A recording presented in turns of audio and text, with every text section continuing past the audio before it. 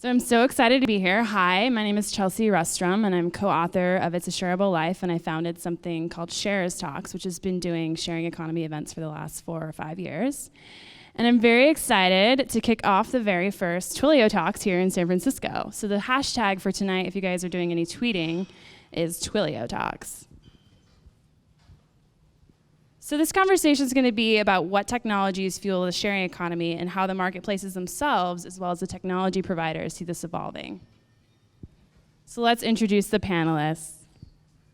We've got Daniel Yanis, the CEO of Checkr, Elisa Belagama. She is a senior product marketing manager at Twilio, noted by her jacket.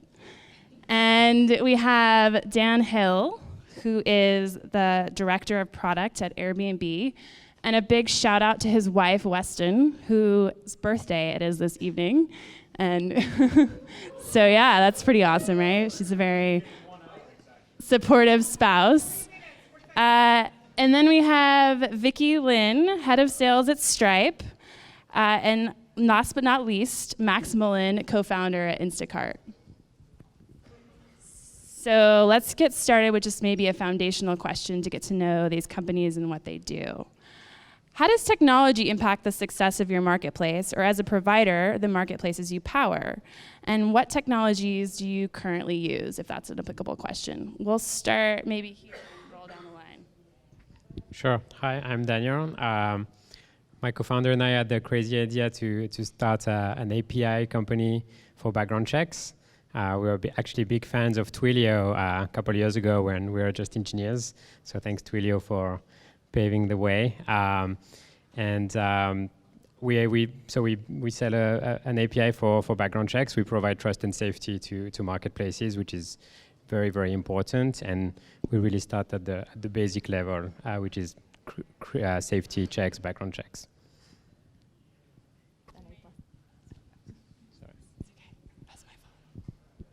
Go for it, Eliza. Hi again, this is Elisa.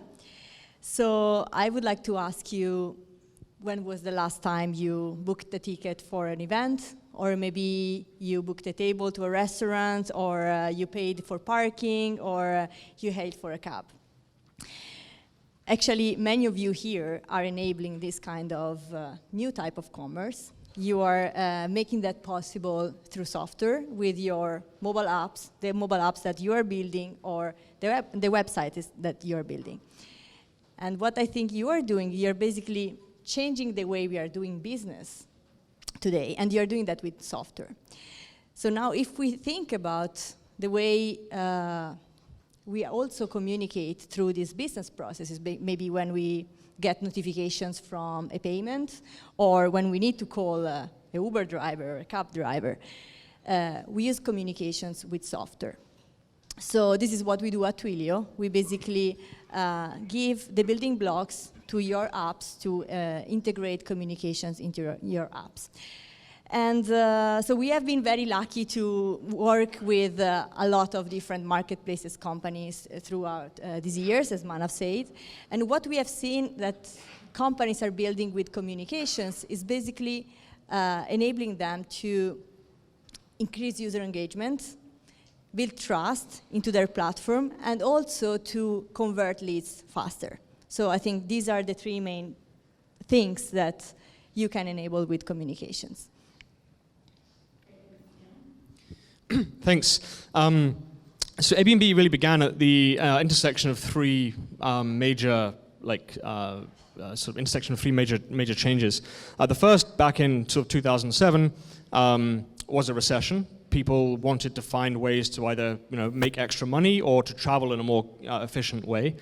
The second was a rise in technology of things like smartphones. The iPhone came out around that time. People started using technology and their devices to transact far more online. And the third is, which had been around for a little while, the internet. The idea that you could speak to someone thousands of miles away, you could know who they were, you could see reviews left by other people, created this idea you could build a platform for trust. And so technology is really at the heart of everything that makes Airbnb successful.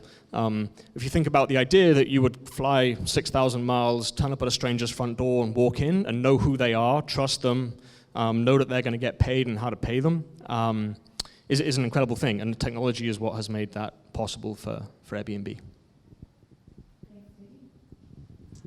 So Stripe exists because the founders, John and Patrick Collison, were trying to solve a very simple problem, which is if you're building a business, it should be easy to accept money online.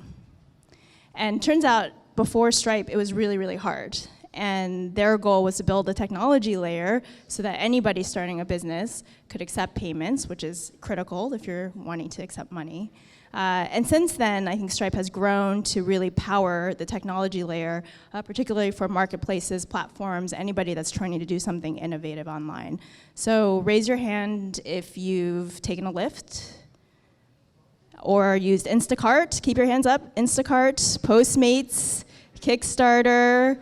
If you've bought glasses on Warby Parker, if you've donated to any political campaign, all these companies are powered by Stripe. You've used Stripe to transact and give your money to those companies. So we've really enabled businesses to be much more innovative and focus on their core businesses, as Max will talk about. Instacart is a great customer of Stripe. Yeah, I mean, I would give you even more credit than that. I don't think we could have started Instacart without Stripe and without Twilio and without Checkr.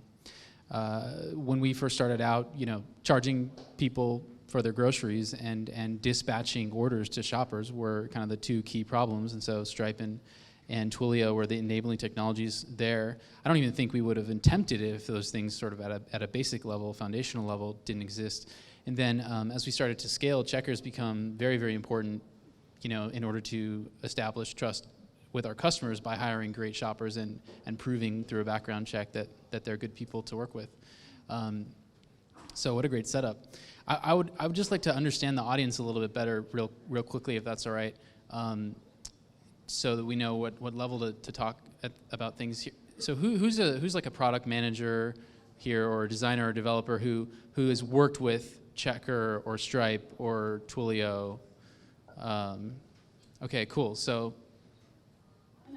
about half of the people who raised their hands for the first question. And then what kind of people are the rest of you who aren't falling into those buckets? Are you marketers? Are you sales folks? Are you entrepreneurs, of course? Founders? Are you in the on-demand economy? Are there people here who work at these companies other than ours? Yeah? Okay. Cool. That's helpful. Thank you. A little pulse on the audience. I like it. All right, so this next question is to build off of that one. What was a moment when you discovered you needed to implement a new solution or technology to make something possible in your marketplace that you maybe thought was impossible or you didn't know if you could solve? And how did you solve that challenge, and with what? And as tech providers, what have you seen work with your clients? So we can actually start anywhere in this one, whoever wants to pop that one off. You're looking at me. Okay, so that's the least reason you should be looking at me. So one thing I can recall is that pretty early on in Instacart's business, we had the realization that balancing supply and demand was going to be our biggest challenge. We have a marketplace, if you don't know, where you order groceries from Instacart, and we dispatch a personal shopper on your behalf to go to the store, shop for your groceries, and to deliver those groceries to you. And so we have the demand side of the marketplace, which are our customers, and the supply side of the marketplace, if you will, which are the shoppers. And balancing those two sides at every hour of the day and every day of the week and every store we work with in every city across the country is a huge challenge. And so we built a largely proprietary system that matches supply and demand as part of a larger logistics system. And so I'd say that's probably the biggest and most important system that we are continuing to work on that empowers our business. It's not it's not a provider like Twilio that's off the shelf. It's something that we built, but Twilio and other providers are key inputs to it, right? Being able to reliably contact our shoppers to give them assignments is the key thing that this system does. So that's kind of our example. Great, thanks. Maybe we'll just work our way back down the line.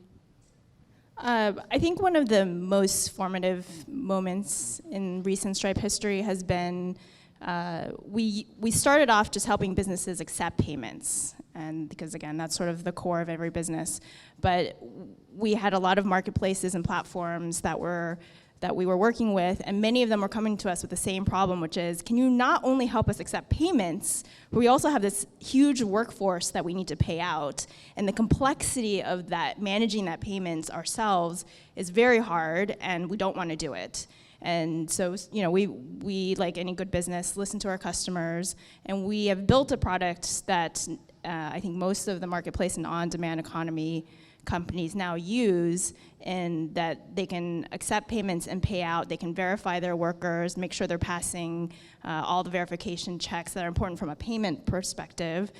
We also handle a lot of the 1099s and just the tax reporting. A lot of this, again, back-end infrastructure that most companies, if they could have the choice, want to focus on the strategic aspects of their business, how to manage supply and demand, customer service, branding. They don't really want to deal with payments. And then on top of that, where we've seen even more innovation is, again, Lyft is a great example, and one of our best partners. They have a challenge of their drivers want to get paid more frequently.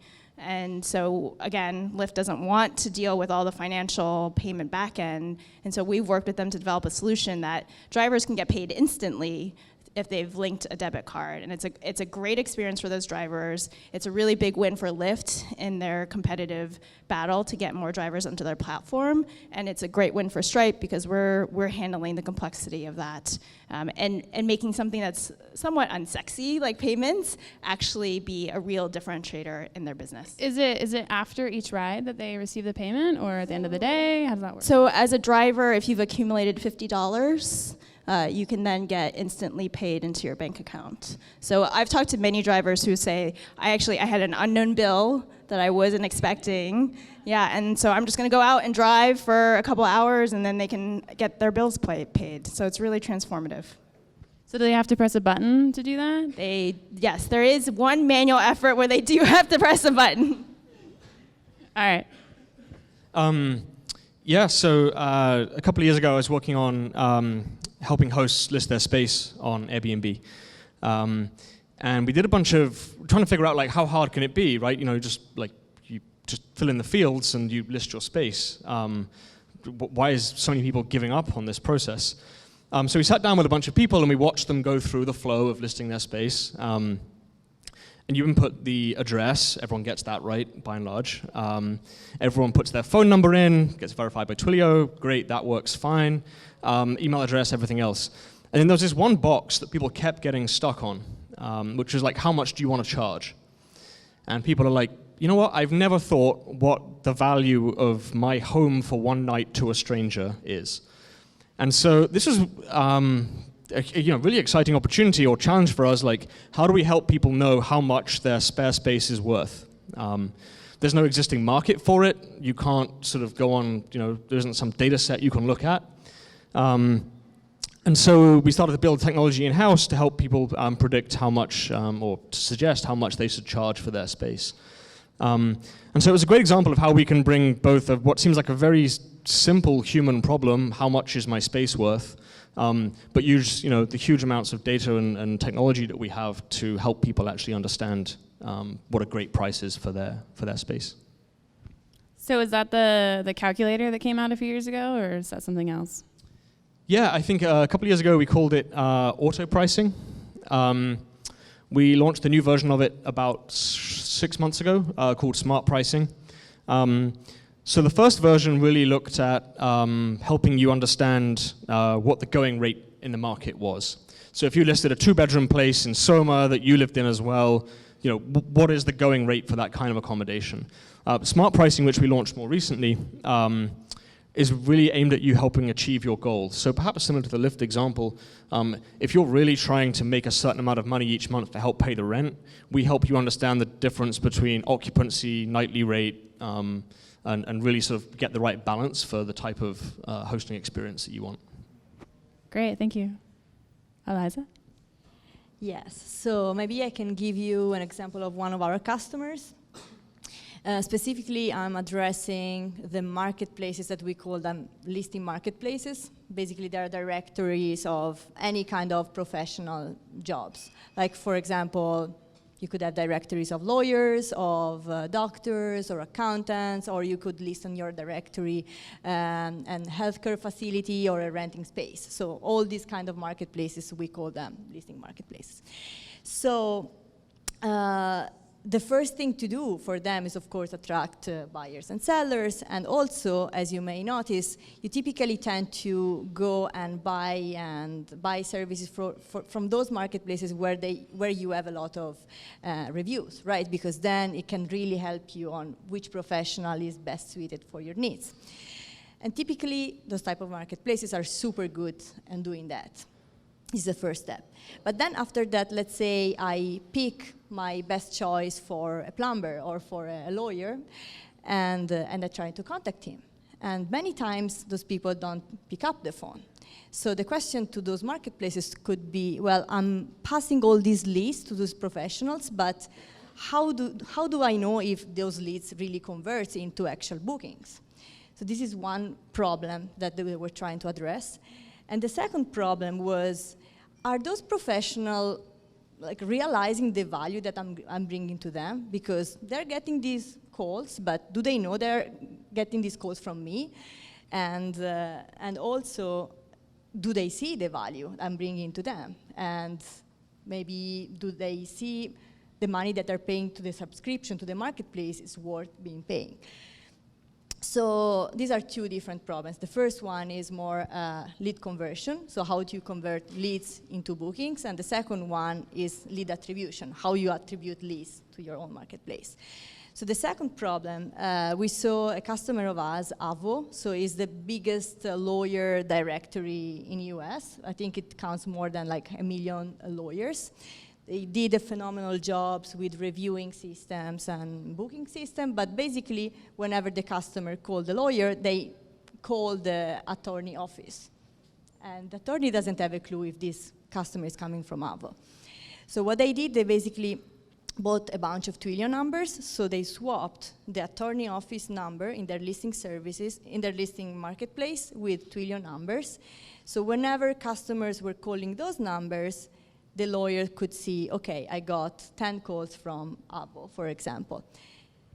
Smart, yeah. Yes, and with this small change, they were able to prove the value of being listed in Avo, and actually their retention rate really went so much higher, and they were even able to, for example, say, okay, you got this number of calls from me, so the subscription is worth even more because you're getting so much business.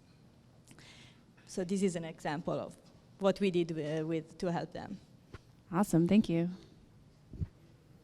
Thank you. So for our customers, I think one of the main bottlenecks for marketplaces, for service marketplaces, is really on the supply side, is getting enough quality providers and workers on the platform and getting them on the platform fast enough to keep up with the demand. And that's something we've seen across the board with all our partners and customers. So one of the hardest problems we had to solve is how do we speed up the background check, which I don't know if you guys have already, I guess you've been through background checks in your life. It can take sometimes up to 2 weeks. So waiting 2 weeks to drive a car as an Uber driver or to do deliveries is too long in this environment. So we've worked really hard with technology, with automation, we built state-of-the-art legal software to speed up background checks and to take only a few hours, under 48 hours for all background checks. And that's really what we did at Checkr over the last 2 years. And it really made a big difference for all our partners, for Uber, for Thumbtack, for Instacart and others, is really reducing this time to hire and making the candidate experience really great for the people who want to get as fast as they can on the platform. How quick? How quick are we talking about? So we're talking about, I think right now our average is about 33 hours in average to run a nationwide background check. And what's really hard for background checks, and most people don't know, one of the reasons why it can take days or weeks is because there is no database, or it's not just something you can do online. In many cases, we will have to send court researchers, so people on the ground, go to the courthouse in the little village where you lived maybe 6 years ago to check at the courthouse, do we find any criminal records or not on this person. So it's a very complex operational problem to solve, and we, as engineers, we love to tackle this problem and optimize that. So you have a ground team like all over the US? How does that work? We work with a lot of contractors and regional companies. We have a lot of partners and providers on the ground, and we have to manage all of these dynamically in real time, and it's all data driven. It's a lot of fun to solve this problem. Amazing. All right, you want to pass that mic all the way down? Okay, Max, you're in the hot seat again. So as a technology company, how does Instacart not fall into the same trap as, say, Webvan did more than a decade ago? How do you remain efficient with deliveries, certain timeframes, and maintaining the consistency and overhead of your service? Okay, well, the first question's easy. We're very different than Webvan. The model is very different. We don't have a fixed base of infrastructure, of capital expense. We don't own our own trucks. We don't own our own warehouses. We shop at the same stores that our customers would normally shop at. So we have that big advantage. We're also 10 years later. Stripe exists, Twilio exists, Checkr exists. People are cool with putting their credit cards into the internet. Now there's mobile phones, so we can use those on the customer side as well as on the shopper side. So we have every advantage over what Webvan would have had if they had started when we started. And what was the second half of your question? Basically, how do you continue to make money and maintain your overhead and your efficiency and getting the deliveries done in a certain time frame and still be profitable?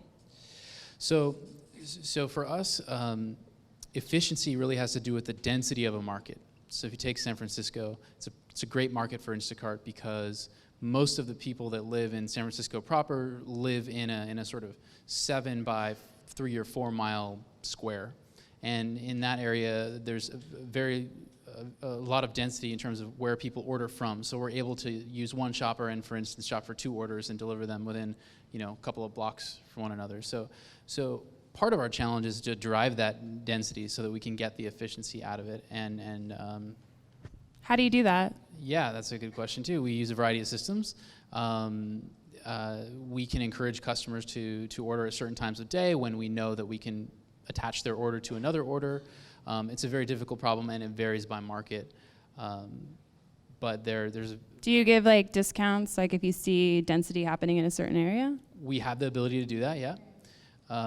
Or if we're underutilized, or if we're overutilized, we can move around demand to some extent, yeah.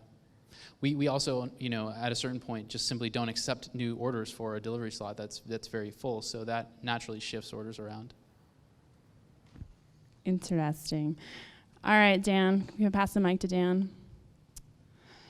So as a hospitality company, how does Airbnb keep users on the site interacting with one another versus off the platform? Instead of off the platform? Yeah, 2 ways, a carrot and a stick. And the carrot works a lot better than the stick. So one of the key decisions we've made as a marketplace, well, any marketplace has to decide to some extent which is more valuable, a host or a guest, a shopper or someone who's doing delivery, a rider or a driver. And economically, you could argue a host can fulfill 365 orders a year. So a happy, retained, engaged host is worth considerably more than a guest, given that guests on average travel 2 to 3 times a year. And so to that extent, we really focus on how do we retain great hosts. So one of the key things we then did is set up our fee structure to support that. So hosts have a flat 3% fee, whereas guests pay the majority of the 6 to 12% variable fee.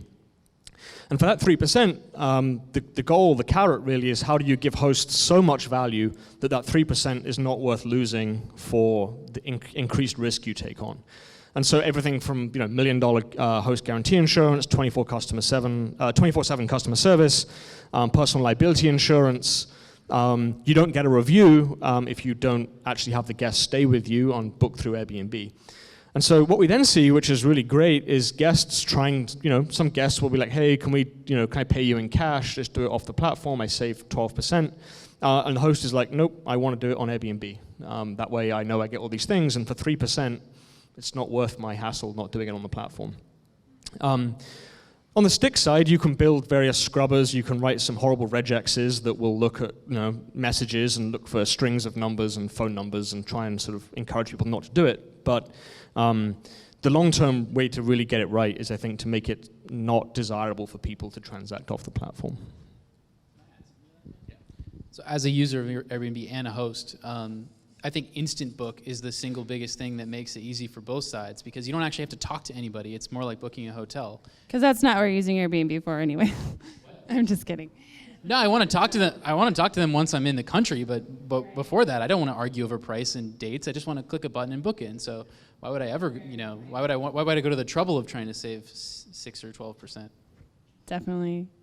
How have you seen insurance impact Airbnb users interacting on the platform versus off? Has that been? Well, so one of the teams I run is our trust and safety risk team. And we have a philosophy which is basically you don't A/B test with people's safety. If you think this makes you safer, you don't want to test to find out the person who did get hurt was in the control group and the treatment was safer. It's just not cool. So it's very hard to roll out things like insurance in a controlled experiment and say, every other host has insurance and every other host doesn't, and look for incrementality. That said, you could, as we roll it out by market, you can start to see perceptions change. One of the things we do is we run a weekly brand tracker. So we look at sentiment towards Airbnb across our target demographic, and you can start to see things like concerns about insurance and safety and personal theft and damage decrease as you roll out these types of programs. But yeah, there isn't some scientific way to prove the value of insurance. Interesting. All right, Eliza? What was the question? Oh, yeah, that's right. There was no question for you. But that actually brings up a good point. So trust, let's talk about that. So what role does creating trust play in your platform? And how would you build trust amongst users? And how do you see trust evolving in the future? Maybe we'll just start with you since you have the mic.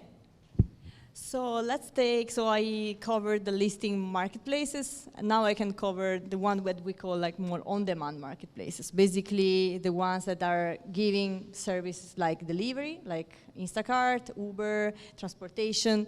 So these kind of services, they're typically the very transactional ones. They're the ones which are extremely time sensitive. So a way to build trust with communication is to enable the marketplace to be transparent on where the services are at which point in time. Like, for example, if you order some groceries, you want to see exactly where your shopper is, if he finds all the items. For example, I'm a very picky customer. I always want to know if they found the right item and so on. So I always want to be in contact with them and know where my shopping is, where my shopping list is. And also for delivery, getting, for example, a notification that your package is about to arrive soon.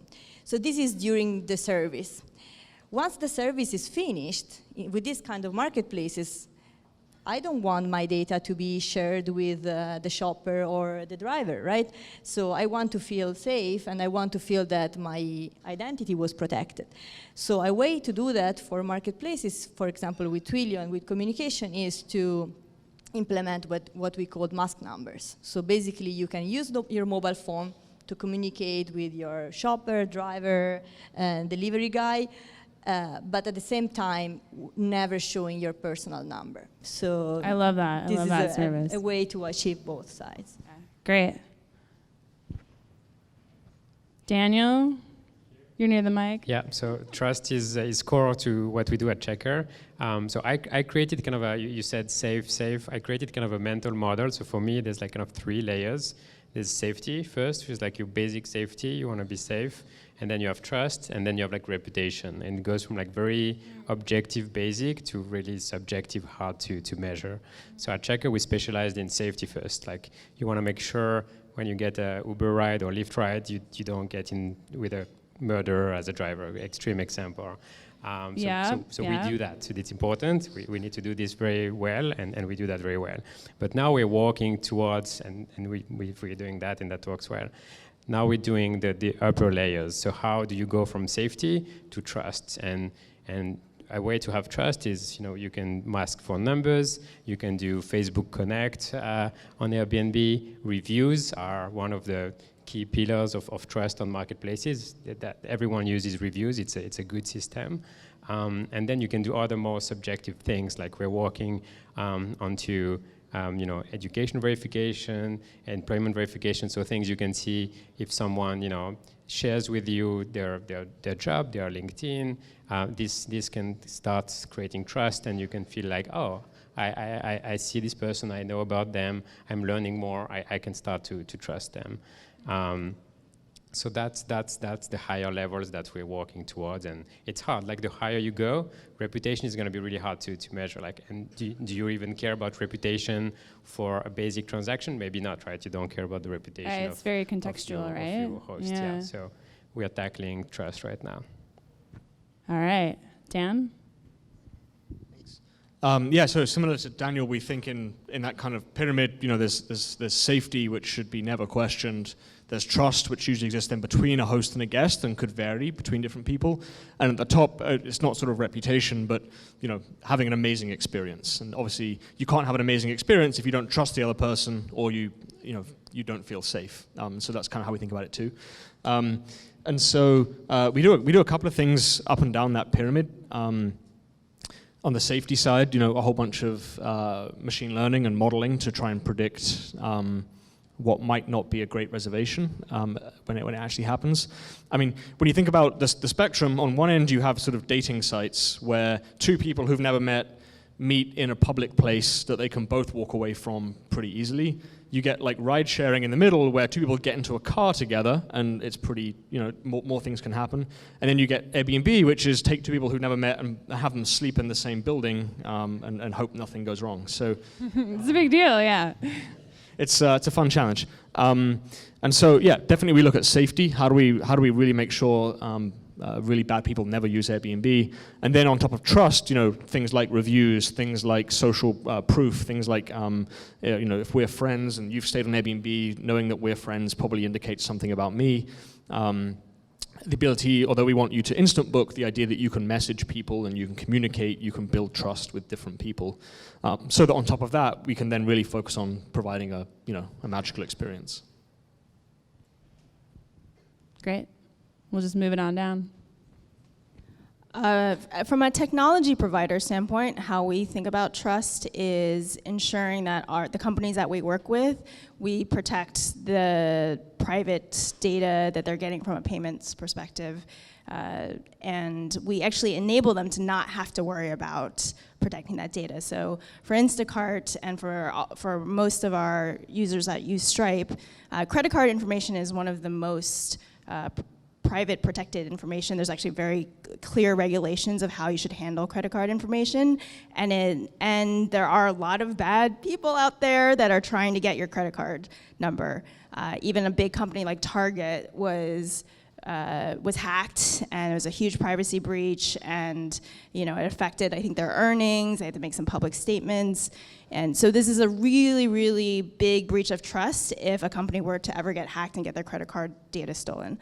For companies that use Stripe, we have a technology that the credit card information actually never hits our customers' servers. And so they don't have to worry about keeping that data protected. It comes straight to Stripe. Stripe, obviously this is our business. We have the highest standards and regulations around how we keep that data private and secure, and so we actually enable our businesses to build very strong, trusting relationships with their customers without them actually having to invest in that infrastructure. Yeah, so Target is one of our partners, and so they're obviously very sensitive to this issue, and partners like Target make demands of us. They want us to be what's called PCI compliant. It's America's standards for the levels of privacy and security and encryption you have to employ if you want to have sensitive data. And trust me, as a startup, which we still are, you want to be PCI compliant. It's a lot of work.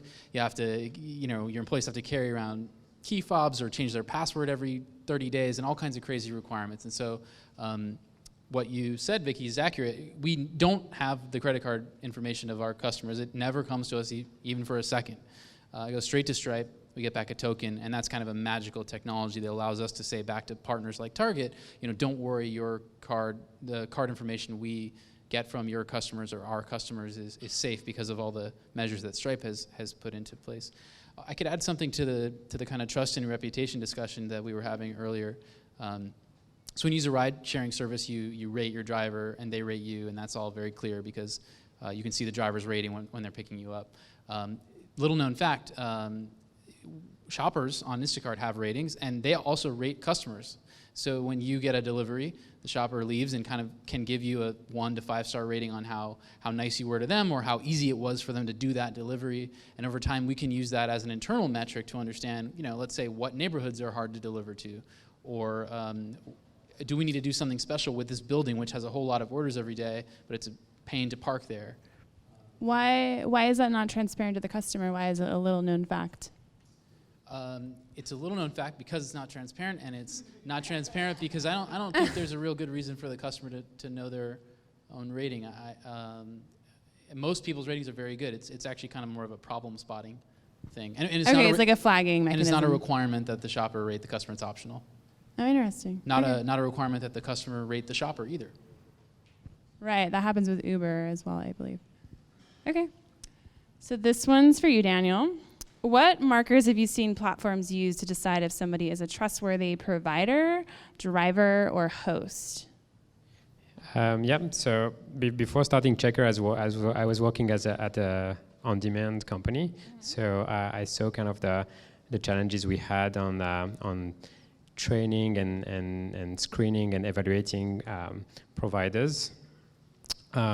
So I think there's a bunch of different things. So there's first the screening that you would do. So I don't want to do self-publicity, but like background check and things like that.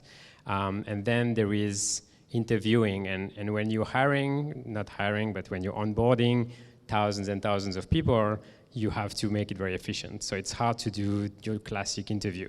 So these companies and our partners have been really creative on how to do video interviews, how to scale interviewing to like thousands of people to still have kind of an interview experience or quiz, or these are really good. There's a lot of technology and innovation and hacks that are really exciting about training and onboarding. And this is kind of really important for trustworthiness before the person starts working. And then once they start working, we discussed about the reviews. We discussed about feedback on the 2 ways. I'm not sure if there are other, you can also look at the metrics. So I think there would be like indirect ways to measure if there is a problem. If someone is always late, if someone doesn't do that many deliveries, maybe there is an issue or something going on. And these are kind of indirect metrics. That's kind of all the spectrum I would see. Okay, as a background check company, what do you see as more valuable, qualitative or quantitative data? Or could you say, you kind of are on the more quantitative side, right? Yeah, we are at the very beginning, it's more hard facts and data, so I would say it's qualitative. You cannot really measure, there's also regulations that do not allow you to do that, so you cannot give someone a score of, hey, like you're, because you have theft and these kind of crimes, you're only a 60, you cannot do that. So it's really qualitative, and that's what we are experts at. It's training our customers on how to evaluate this qualitative information. Interesting. I'm just thinking about the difference between like reviews and background checks and whatnot. Do you have anything maybe to add to that, Dan? No?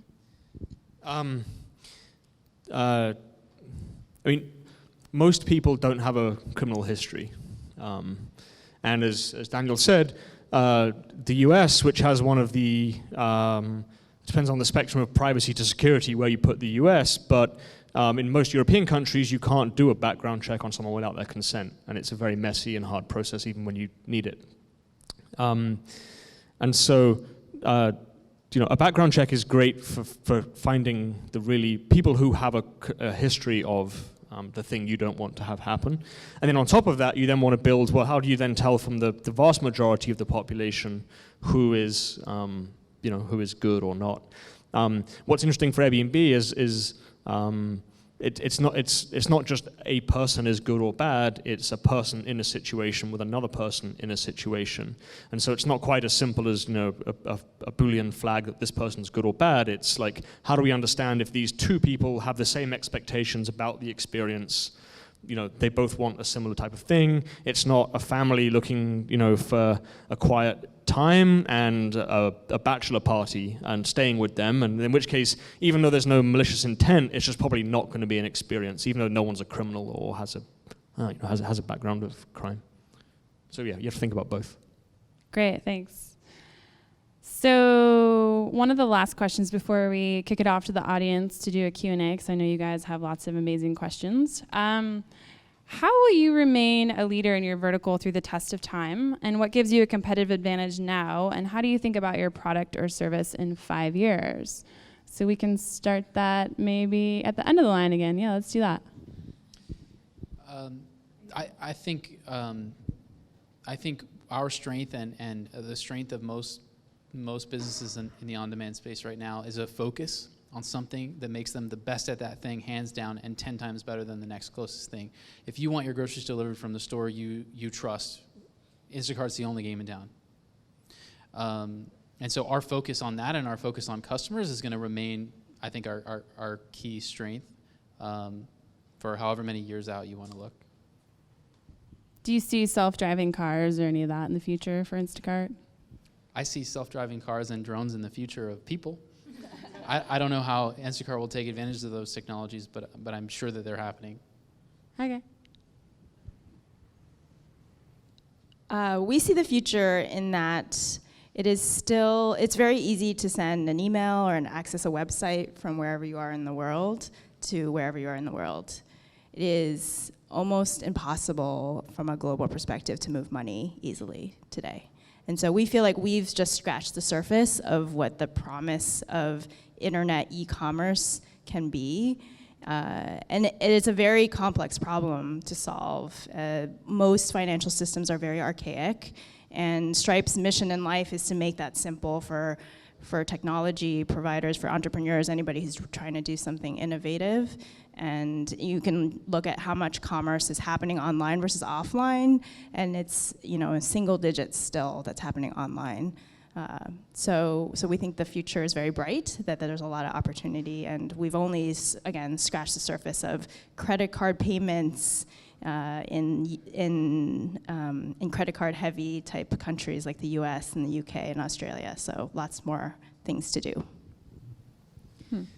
So the question was, how do we remain leaders and what's the how do future? you see it evolving, and how do you see yourself now? Yeah.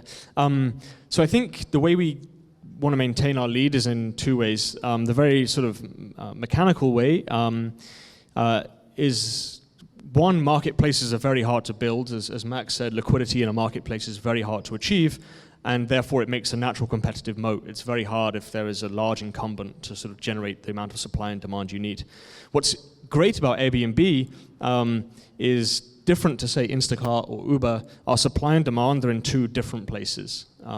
So where you need shoppers and buyers in the same place, or riders and drivers in the same place, the harder challenge we have is how do you get hosts in San Francisco and then guests everywhere but San Francisco. But once you crack that network, the exponential value of that network is even higher, because you really can't compete with the amount of marketing it takes to build the network. But then, that aside, like why will Airbnb, I think, be successful?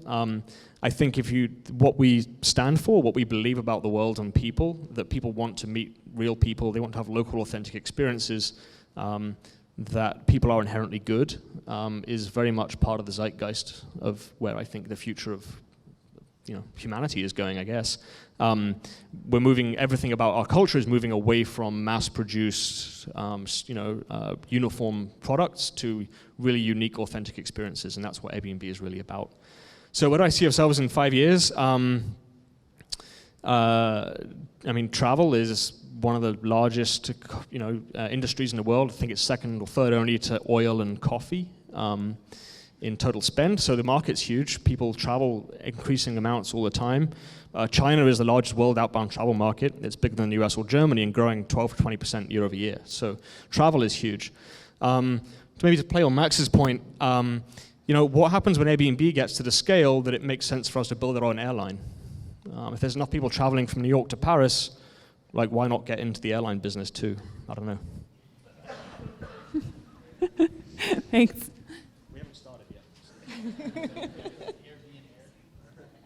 Well, we have an internal naming problem. We had to sort of put a moratorium out on naming internal services having the word air in them, because there's only so many things you can cram air into. Like, this is our air infrastructure and our air payment service, and yeah, maybe it's air. Oh, you're competing with Stripe now. I said you're competing with Stripe now. Right, yeah. Okay, so for us, I think is enabling people to communicate with business in the same way they communicate with each others. So when you communicate with friends or with colleagues, you use your favorite communication channels, and typically you don't send emails like, hey, we noticed last year we participated to this group travel and we selected you to do another travel like that. You send a more direct type of email or message. Or when a friend of yours sends you an email, doesn't send you an email from a no-reply address, right? Or when you call a friend, typically you are not greeted by an IVR saying, press 1 if you want to talk to me about dinner, press 2 if you want to talk to me about lunch, right? So we want to enable communications with business in the same way communications with people are already happening. And we can facilitate that in many different ways. One way is to, for example, enable as many communication channels as possible and help business in, for example, selecting on real time the best communication channel at that point in time. This is an example. Another example could be, which already happens, when you integrate communication with software, then you can leverage the power of software to redirect communication to the right person, and then also on the right channel, because all the software is already getting all this information, and surfacing the right information to conclude that transaction, right? So this is, I think, the two main points that I think will make communication with business more human. Great, and is there a way that you see it evolving in the future? I think it's gonna get more natural, as I say it's gonna select the communication channel that feels more appropriate at that point in time, instead of like manually select it, like understand from the context what would be the best channel to select. Or for example, when you contact a contact center, instead of, for example, I contact the Uber or the Instacart contact center, instead of saying, hey, I shopped with this shopping list and my items didn't arrive. So the person on the other side should be able to understand right away why I'm calling, because all my information are already in the app, right? Why shall I tell, hey, I'm not able to get my Airbnb key because the host wasn't there. So they should already be able to understand that, because I wasn't being checked in already. My GPS is saying that I'm outside the building, so why shall I repeat all my information from scratch? So this is what do we think should happen. Awesome. Daniel? So I think first to become a leader, it's important to be the first ones to solve a real problem. And Instacart was in this case, Stripe was the first one to build this technology, same for Airbnb, same for Twilio, same for us. We're the first one to build an API for background checks. And then to keep the leadership, once you're the leader and you work with most of the players, you need to delight your customer and keep innovating and listen to your customers, and then it's going to be really hard for a customer that's happy to go look somewhere else, because they have the trust and they really get the value out of your service. For us, for the future, I mean, we're just scratching the surface, kind of like Stripe of payment. We're scratching the surface of trust and safety and background checks. We did the background checks right, accurate and fast and optimized for the 21st century. But there's so much more to do, as we discussed on the trust layer, and had more data and help just also outside of just finding criminals, but really helping assess trust. And as Dan said, there is a big challenge internationally, right? The background checks. I'm French. There's no background check in France. There is strong privacy laws, and it's very challenging to, and that becomes a challenge these days with the issues with the on-demand economy and on-demand services in Europe, because you have this tension between trust and safety and local regulation that might need to change as well. And in other countries, growing emerging countries like India or China or Brazil, you don't have background checks because there is no justice infrastructure like in the US, and you don't find the data, there's no background checks to be done. So these are huge problems to solve, because there is on-demand is taking over the world. It's growing very fast in other countries than the US, and it's our mission to solve these problems in the next 5 years. Do you see there being like a culmination of reputation profiles, and do you have any interest in participating in that, or? Yeah, no, I mean, we have to decide where we want to be on the scale. But it will also be very different country by country. So some countries really care about safety, others are more sensitive. When you talk about reputation, you have to be really careful. You want the consumer and people to own their own reputation. You don't want to be, a big brother third-party company that starts scraping your data all over the place. And I think that's a mistake that's been done. So it's important to empower the user to own this data, even if we have, maybe we help being the storage or the safeguard, but it's important to respect the privacy, especially in other countries. Okay, great. With that, let's pop it off to you guys. Let's give one of these mics. Can we have like a mic runner? Anyone?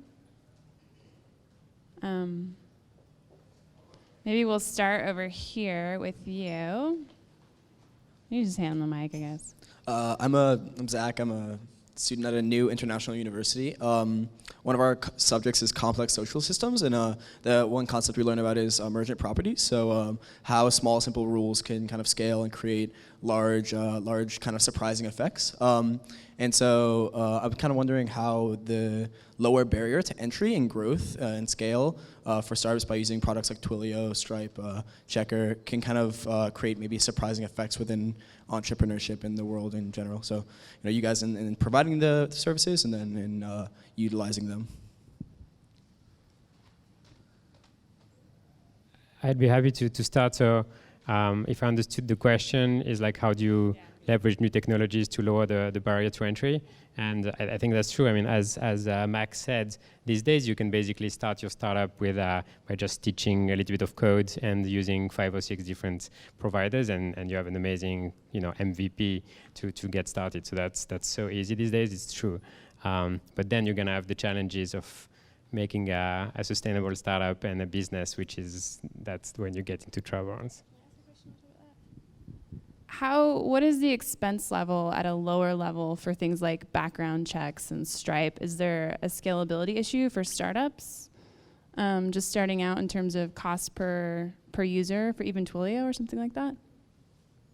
I mean, I'd say it's pretty low. I mean, Stripe is 2.9%.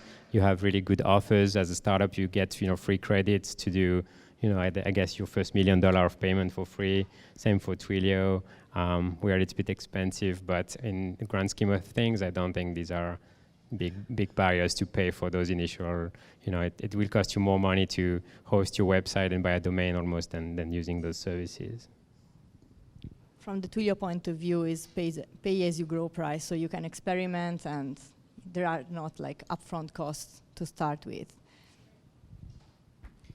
Yeah, I don't know, not to disagree, but to disagree. It's in a way, like, it has never been harder. Well, it depends on what your startup is, right? If it's a consumer product, it's never been cheaper to get servers and use Twilio and Stripe and so on.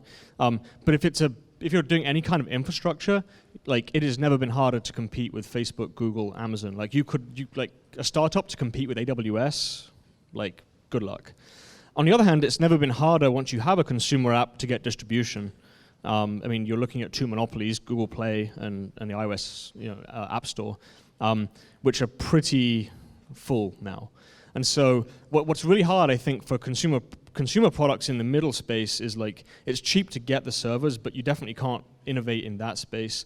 And it's actually very hard also to get distribution at the top of like to really cut through as a consumer product, unless you're Facebook, Google, Amazon as well. So I don't know, I think there's an interesting shift where like that middle consumer product is actually a much harder product to try and ship these days. Sure, thanks. Kind of a riff off of, honestly, the last couple of comments there, but particularly for Airbnb, Instacart, talking about like maintaining a sustainable advantage, also talking about what seems to be like an economies of scale question or a winner-take-all kind of question. To what extent do you see that as kind of the emergent trend in platforms as a service, and to what extent is that kind of potentially chipped away at with things like these infrastructure as a service options, as well as potentially portable reputation and trust? So if I understand the question, like, do we think it's a winner-takes-all market? Is that the first part? Yeah, I mean, is that, you talked about the advantage that Airbnb has. Is that the lifetime advantage? Is kind of like first to do this type of stuff, or does that start to change as platforms as a service become more of a developed industry? I think it's very. I mean, like Airbnb versus Uber or maybe Instacart, we're not a commodity product. You don't use Airbnb daily or weekly, maybe even monthly. Whereas something like Uber, as an example, or in ride-sharing app, they're trying to get into a commodity play. So in that sense, the way we think about growth, lifetime value, like winner-takes-all markets, is slightly different. Airbnb is an amazingly retentive product. People use it once, they love it.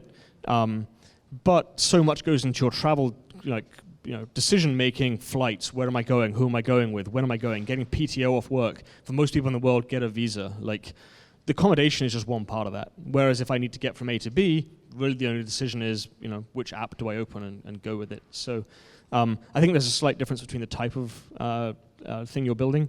And maybe to my previous point, although it's very easy to build the product, I think the hard part now is to compete for scale versus a lot of these big players who have the distribution channels locked down. Yeah, I think for our companies, for our models, it's winner take all. But there's always alternatives, right? You can not order from Instacart, you can go get takeout. And you can not use Airbnb, gasp. You could go on Craigslist and find somebody hosting people, right? But for the business model that we've chosen, and for the supply side in particular that we're targeting, it kind of only makes sense for those people to work for one company. And in your case, I doubt most hosts do anything but Airbnb. Hi, my question is involving crisis management within sharing economies. So how do you deal with crisis management? Example I have is a couple months back in Michigan, there was an Uber driver who ended up killing a couple people in between their fares. I mean, that's an unforeseen thing. So how exactly do you deal with that sort of deal? I know it's heavy, but it's a question, good question. I'm stuck holding the mic. Yeah, what happened in Michigan is it's terrible, and we hope it never happens to anyone ever on Airbnb. I mean, crisis management, it's a skill, right? So you prepare, you scenario, you plan, and you figure out what you do when that happens.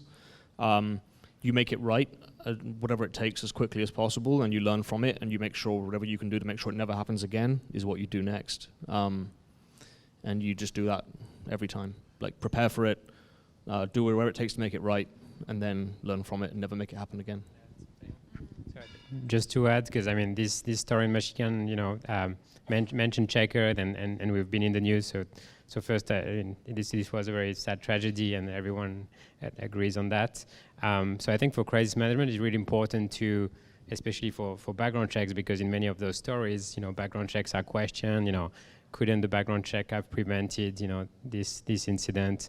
It's important to set expectations and be clear about what trust and safety and programs and background checks are and what they are not, and be realistic about that, you know. So it's important for us to communicate and say background checks are a risk mitigation tool. You know, it helps improve the trust and safety on the platform, but it cannot be, you know, predict crime and predict the future. And it's important to understand those things and understand the risk associated. And then everything that Dan said is right. It's about proper communication and fixing it and making it right. Hi, my name is Jessica and I work at Stripe. My question is regarding the interface layer. This was a topic that was discussed a while back, and just what your thoughts are on the trend of that. For example, Google Maps incorporating Uber for an option to get a ride to anywhere right through an interface layer such as Google Maps. What are your thoughts on the impact of that of your brand going forward and the potential to commoditize the really competitive ecosystem that you guys are in when consumers start valuing the user experience more so than, you know, the technology or having multiple apps for home rentals or grocery deliveries in their phone? Thank you. Yeah, that's the everything question. I mean, historically you had, I guess, like Google really as the predominant distribution platform for most anything online. What you start to see now is Google is looking to, Google is afraid, I think, of what happened that Amazon successfully did, which if I said, like, who here searches for a TV, starts searching for a TV by going on Google, raise your hand. And who starts on Amazon? Okay, more people at least. Like Amazon has managed to build the model that you start searching for most types of shopping on Amazon. Google's very afraid to lose that, and so is starting to figure out how they maintain control of top of funnel for most other things. The biggest competitor to organic search is App Store distribution, and that's where Apple and then Google Play are starting to become the predominant distribution like vehicles for almost any new service or app you would ever discover. So I've forgotten the question, but yeah. Commoditizing your brand in the long term. Yeah. So then as a product, you then kind of have a choice, right? You either play in that world, in which case you don't want to become dependent on that distribution channel. You look at, Facebook controlled, pretty much like all kinds of social gaming for a long time, and then they make decisions about how they want to use that platform has a huge implications for those businesses. And so you're kind of looking between this, the two choices of one, becoming very dependent on the top of funnel providers, and then really how do you build a product such that people begin with your product. So for Instacart, I imagine it's not how do I go to Google and search for groceries and maybe find Instacart. How does Instacart become the way I shop, and therefore I just open up Instacart and I order my groceries. Oh, Airbnb, I think about traveling, I just open Airbnb and I begin my travel experience. So in terms of the UI layer for things like Google Maps and Uber, it makes total sense, I think, for Uber in that situation, because like one of the primary use cases for maps is to look at the distance between 2 points, and so it's a very, very natural fit.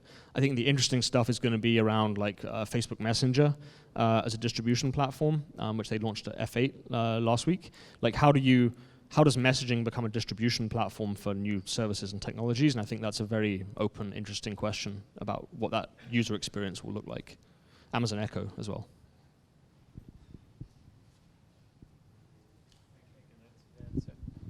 I think also one way to protect yourself against this is like de-intermediation, so you don't want to be de-intermediated by a bigger player, is again to provide a unique service, or for us like a core technology and value that is better than anyone else. So even if you're de-intermediated by Google Maps or Facebook Messenger, and you're still providing the best food delivery, or the consumer is going to want to get your service on that platform, and that's how you differentiate. It can be more dangerous for commoditized spaces where you don't really care what driver you get and things like that. But the best experience and service, I would say, is still the winner for consumers. Also, if there's going to be a new interface that drives a lot of growth, like if it's going to be a conversational interface like Messenger, or if it's going to be Echo or something like that, then cannibalizing your own business by jumping onto those platforms is a pretty good idea too. so that you close the gap where someone else could otherwise maybe build something as good as your service by using those. And I actually think, you mentioned a little bit about Google and the position, and I think what Facebook is doing is very interesting from that perspective, because if you think about it, Google owns search, they'll always own search. I think that's kind of something that's not going to change. But the way that Facebook has approached the messenger interface, you could see it replacing a large percentage of the things you search for, right? Like, generally want to know something or want to buy something, and you could kind of interact with a bot in a pretty good way on those two things. So kind of a threat, maybe. Yeah, the real example of that is then WeChat, which is then trying to disintermediate the operating system by saying if you want to discover new products and services, you don't even go to an app store, you just go to WeChat, and WeChat becomes the default operating system. So they're trying to get above the OS layer and say we are everything, and that's where you begin everything.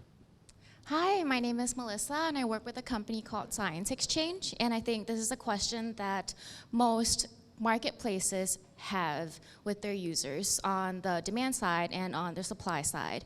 How do you detect circumvention or leakiness in your sales funnel? And how do you prevent circumvention from happening? And what value can you offer to your users on both the demand side and the supply side that would overcome the monetary value? So for instance, you have like a fee-for-service marketplace. That fee is a cost to one side of the marketplace. If they start their relationship on your marketplace and they decide to continue that relationship, what's to stop them from circumventing your marketplace? So I think I half answered it earlier on the host side, which is you just make it not an attractive option to lose all the benefits you get from paying a pretty small 3% fee. On the guest side, you then just want to be the place that has the best inventory. If you can't get the experience anywhere but Airbnb, then Airbnb is the place you're going to go to get that experience, and so that's on that side. Then it's just kind of a growth question, which is like, how much is your leaky bucket worth compared to top of funnel growth? And if you're losing 1% but you're gaining 10%, maybe that's not the biggest problem, is worrying about the 1%. The problem is getting, get the 10%. Once you get, I'm sure, to Facebook scale, you're waiting for more humans to be born to get Facebook accounts. Then the question is more a leaky bucket one, but or get on the internet, right? And so you put some balloons in the sky. But for like Airbnb, the question, like, once you get the leaky bucket down to a point where you feel pretty good about it, the real opportunity is just growth. It's not like stopping the few people from trying to transact offline. But then for the guest, have the best inventory and the best experiences, and for the host, just make it not worth their time to bother not using you. Yeah, I think, you might think Instacart has this problem, but we don't, because the nuances of building a grocery order and then fulfilling it are not something that anybody wants to go to the trouble of going around us, and also, frankly, while we charge customers a fee, we also work with retailers and charge them a fee. So there's less of a barrier to go around. But I would almost flip the question around a little bit for you, Vicky, and say, like, once people are at a certain scale, how does Stripe think about providing value and retaining customers? It's a good question. So Stripe is, I think, like some of the other technology providers here, has had the benefit and luxury of being able to grow up with some of our customers. So we were there when they were small, when they started, like Instacart.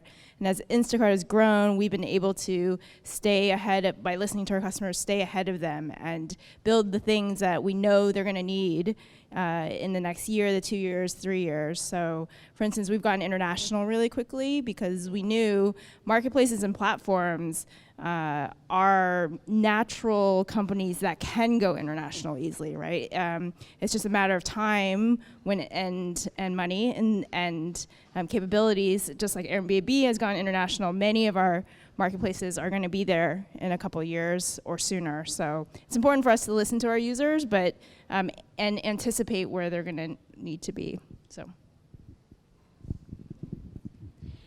I think expanding a bit on what Dan was saying is also providing enough tools, especially on the producer side, on the seller side, to be encouraged to stay on platform. Like, for example, many of those professionals are like sole proprietor, so they may not have an admin. So calendaring, paying systems, sharing tools like, for example, screen sharing, video, can really make the difference between like circumventing the platform and just saving a bit of like fee instead of having everything collected in the same place, organizing all your appointments, and also not having to go out and look for another conferencing system, another collaboration tool, and so on. So I think this is also what add value, again, on the seller side.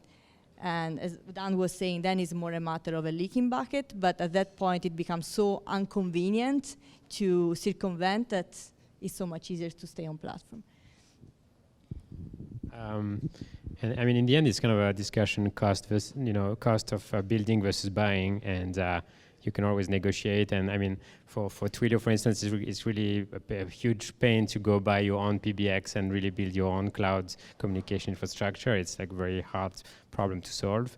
And for background checks, same thing. I don't think there's any company in the US that wants to manage court runners in different places to do a background check. So it's way easier to build versus buying your own system. But the harder the infrastructure, the better defense you have against being circumvented. Amazing. I think that's time for us. We have about a half an hour, maybe plus, of some networking time for you all to hang out and get to know each other. There's a lot of value in the room, so I hope you do. And thank you so much to Twilio for hosting this.